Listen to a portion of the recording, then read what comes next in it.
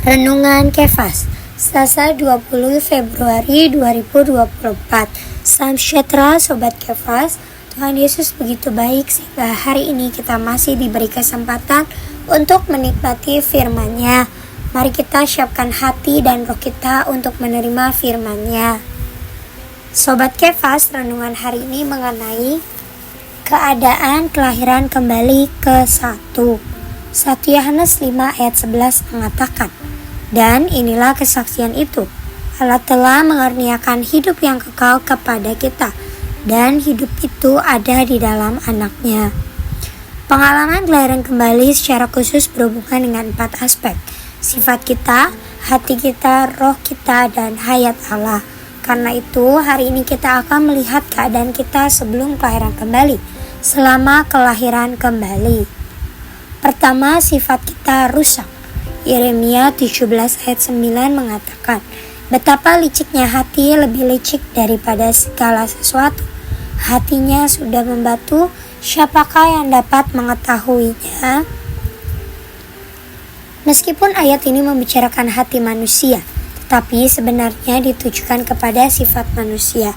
Karena itu dari ayat ini kita tahu bahwa sebelum kelahiran kembali, sifat asli kita itu licik dan bobrok, sangat rusak, dan tidak dapat selaras dengan sifat Allah. Kedua, hati membatu terhadap Allah. Yeskiel 36 ayat 26 mengatakan bahwa hati asli kita adalah hati yang keras. Ini berarti bahwa sebelum dilahirkan kembali, hati kita terhadap Allah selalu memberontak, keras kepala, dan sekeras batu. Ketiga, roh kita mati terhadap Allah. Sebelum kelahiran kembali karena dosa, roh kita mati terhadap Allah dan telah kehilangan fungsinya untuk berkontak dengan Allah. Karena itu kita tidak dapat bersekutu dengan Allah ataupun mengerti hal-hal rohani dari Allah. Keempat, manusia terpisah dari hayat Allah. Karena sifat manusia yang belum dilahirkan kembali itu rusak, hatinya keras terhadap Allah dan rohnya mati terhadap Allah, maka seluruh dirinya terpisah dari hayat Allah. Inilah keadaan kita sebelum dilahirkan kembali. Sedangkan keadaan selama mengalami kelahiran kembali, pertama, kita nampak bahwa sifat kita rusak. Walaupun sebelum dilahirkan kembali sifat kita sudah rusak, tetapi kita tidak mengetahuinya. Karena penerangan Roh Kudus pada saat kita mengalami kelahiran kembali, itulah kita nampak bahwa diri kita rusak.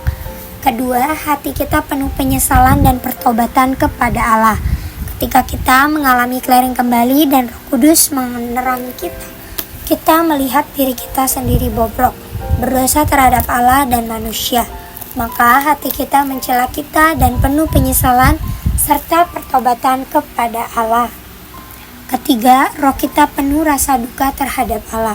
Karena pertobatan hati kita, maka roh di dalam diri kita juga merasa sangat berduka. Roh kita pada saat itu sama seperti yang dikatakan dalam Mazmur 51 ayat 19. Jiwa roh yang hancur. Ketika kita dilahirkan kembali oleh Roh Kudus, roh di dalam diri kita merasa sangat berduka, benar-benar seperti hancur. Keempat, manusia berkontak dengan hayat Allah.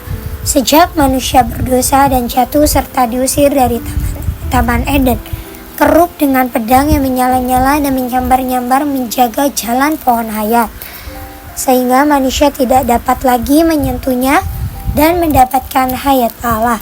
Jalan menuju hayat Allah baru dibuka setelah Tuhan Yesus mencucurkan darahnya dan mati di atas kayu salib, sehingga memuaskan tuntutan kemuliaan, kekudusan, dan kebenaran Allah. Itulah sebabnya pada saat kita dilahirkan kembali, karena penyesalan, pertobatan, dan iman kita dalam menerima Tuhan Yesus Kristus sebagai juru selamat kita dapat menjamah hayat Allah yang ada di dalam kita, dalam roh kita. Karena hayat Allah ada di dalam Anak-Nya Tuhan Yesus Kristus. Terang hari ini, 1. Keadaan kita sebelum dilahirkan kembali adalah jatuh dan bobrok.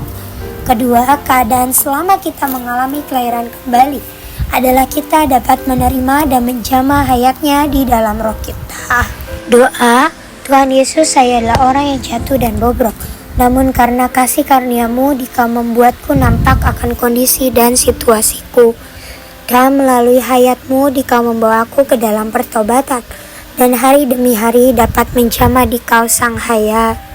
Tuhan Yesus memberkati, kasih karunia-Nya menyertai kita semua. Sampai jumpa.